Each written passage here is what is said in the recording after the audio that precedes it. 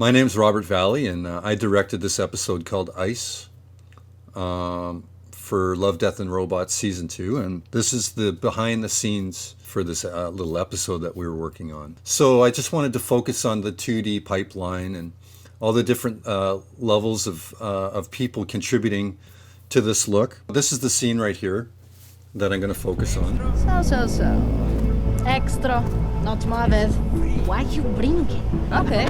So, you run fast, extra. Fast enough. We'll see. So our particular crew are located over a good part of the globe. The production will start with me at my location in Vancouver. And this is a little picture of my office there. This is very much a co-production between myself and Passion Pictures in London. And I've been working on and off with Passion Pictures probably for the last 20 odd years. And more specifically, I've been working with Cara Speller probably for a good part of those 20 years, but more so recently on the Pear Cider project and Zima Blue and this Ice production. We have Ellen and Sade, amongst other people, who help to organize all the different aspects of this production because, things get pretty complicated pretty quickly. And generally speaking, the production starts off with the script. From there, I go right into my storyboard thumbnails. So the important stuff in here is framing and composition and screen direction and all these little gestures and stuff. They kind of go a long way down the whole production pipeline. So this particular scene that I've selected occurs on this page right here. You can see this interaction between Logan and Sedgwick, and the kind of birth of the idea starts off like this. So from here I'll scan those thumbnails, and kind of frame them up in preparation for doing my layouts, basically. So once that's sorted out, I kind of start to get into like a design / layout process where I'll start to design the characters in the context of the way that they're used in the layouts. I compile all this stuff on these one sheets just so I could sort of see how they're looking in connection with each other. And this is stuff that I share to the crew, so they have like a simple visual resource of the layouts and designs.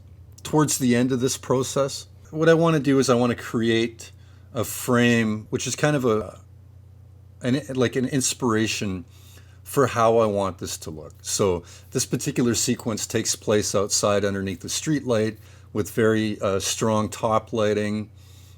And I kind of wanted some rim light on the characters. My big contribution on these jobs, I think, is layout. I kind of design the characters as I'm doing the layouts. Basically, the idea with this scene is this character, Logan, she's kind of the leader of this gang. So she brushes Fletcher aside and takes a closer look. It basically sizes up Sedgwick here. And I thought it would be cool if this character, if she never blinked, she just kind of has this intimidating stare. And, she's kind of kicking the tires a little bit is the idea. And then she gets real close to Sedgwick's ear. This is sort of based on the voice record that we got. And Sedgwick is kind of uncomfortable with that. And she's basically just kind of hassling him. And then she walks off laughing. From here, it goes off into two different directions. In one direction, it goes down to Patricio in Mexico to do the art direction, basically to do the backgrounds and the color script. And this other prong goes to Daryl to do the animation on it. And this kind of frees me up to get back to my regular activities for a little while anyways. Patricio basically takes the layouts from his location here in Mexico, and like I mentioned, he does the art direction and the color script and the backgrounds. So this is an example of the color script, which we go back and forth on. This particular sequence, it's kind of lit in this kind of way with some purple shadows and some golden light and all this kind of stuff. So that's the color script. Additionally, Patricio's working on the backgrounds, and so he put together this elaborate background, which is all layered up in multiple different levels, so we could do multiplane on it if we need to. Again, we worked together, and for the needs of the scene, I'll sort of take this piece of artwork, and I wanted to create this kind of spotlight where all the action takes place, with some very hard top lighting, because this whole thing takes place underneath a street lamp. So I kind of ventured away from that golden color here and into some other colors, which I thought it was a little colder looking. So I thought that was more in keeping with this idea of ice and this frozen planet. So this basically has, the grade for the character, a little bit of haze in here to help integrate the character into the background, and the particular lighting that we have, this kind of fog layer that we have, which everything, to me, I was just trying to increase this feeling of the fact that this is a cold environment. Now we have this other prong, which goes basically to Daryl Graham, who proceeds with the 2D animation. This happens simultaneously. This is where his studio is located in Canada. Both Daryl and Andy, they have this ability to do something that I can't do in animation. I mean, I can move stuff around, I could rotate stuff, but I can't really breathe life into the animation. And this is all done with the timing, to really, make it feel convincing. So I really lean heavily on these guys to help with the performance, especially with these kind of subtle pieces of animation. So let's just run through this again. The first thing is, Daryl's kind of blocks in the timing. He takes my layouts and converts it all into contour line. This is all done in TV Paint. And he's just basically blocking in the timing and giving it, some more life. And this is the second take through the thing. This is the cleaned up animation here. So you can see how clean it is. Extra, not my vez. Why you bringing? Okay. So, you run fast, extra. Fast enough. We'll see. Okay, so from here, the animation makes its way to Eleonora. So she was working in this location near the Alps. And as you can see, she's working next to this Italian laundromat. You can see her waving in the window right there.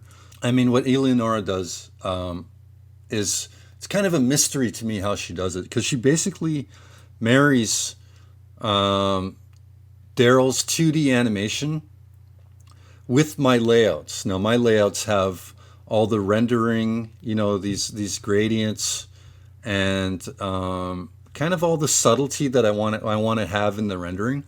Because a big thing for me is I'm trying to give this thing a look like it's fully rendered animation.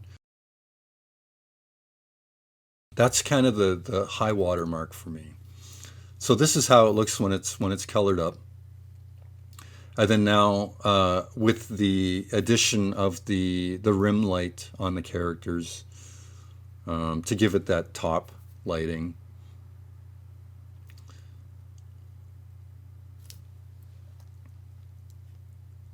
Yeah. Once Eleonora is finished with the 2D animation, the pipeline continues back to the UK outside of London, where Johnny Still is located. And Johnny's, he's one of the comp artists. We had a great comp team on this job.